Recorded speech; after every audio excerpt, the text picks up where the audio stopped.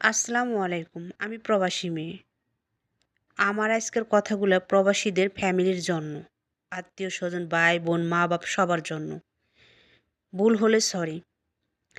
আমরা প্রবাসীরা আপনাদের কাছে চাহিদার মেশিন। তবে একটা কথা শুনে রাইখেন। একটা প্রবাসী আত্মীয়স্বজন, প্রিয় মানুষ, বউ, বাচ্চা, মা-বাপ রাইখে এই দূর প্রবাসে থাকে।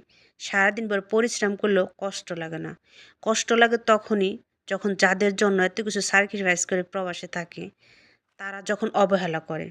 দিন শেষে তারা যখন বলে, "তোমরা আমাদের জন্য কি করছো?" এখন কথার মাধ্যমে আসি। এই যে আপনারা ফোন দিলে ৫ দিন ৬ দিন পরে ফোন দেন। একটা প্রবাসী যদি আপনাদের ইচ্ছা করে ফোন না দেয়, এই যে আপনারা ফোন দেন, দেওয়ার পরেই কিরকম ফার্স্টেই কি বলেন, "টাকা আছে নাকি?" আচ্ছা, এটা কি আপনি কি মাথার মধ্যে খাটে? একটা জিনিস ভাবেন না? আগে আপনারা প্রবাসীদের ফোন দিলে জিজ্ঞেস করবেন, "কি খাইছে? কেমন আছে? ভালো আছে নাকি? শরীর ভালো নাকি?" তোমরা খাওয়া-দাওয়া করার পরে যেই টাকাটা থাকে ওই টাকাটা আমাদের দিবেন।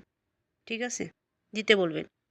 তো যাই হোক, আপনারা এটা বলেন না, আপনারা ফার্স্টে টাকা চান। আর প্রবাসীরা যদি ইচ্ছা করে আপনাদের ফোন না দেয়, আপনারা মনে হয় ১ মাসের মধ্যেও আপনাদের যখন টাকার দরকার হয় তখন আপনারা প্রবাসীদেরকে খুঁজেন।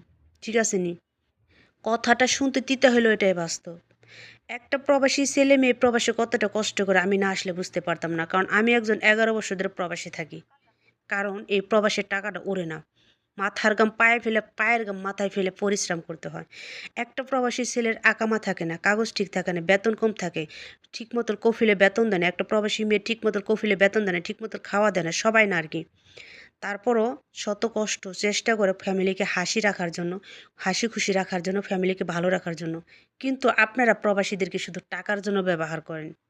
আপনারা প্রবাসীর ফ্যামিলিরা প্রবাসীর কষ্ট বোঝেন না। আপনারা দিন শেষে শুধু টাকা আর টাকা। একটা জিনিস ভাবেন না মানুষটা সুস্থ আছে না বাঁচা আছে, কি পরিস্থিতিতে আছে, টাকা আছে কি না।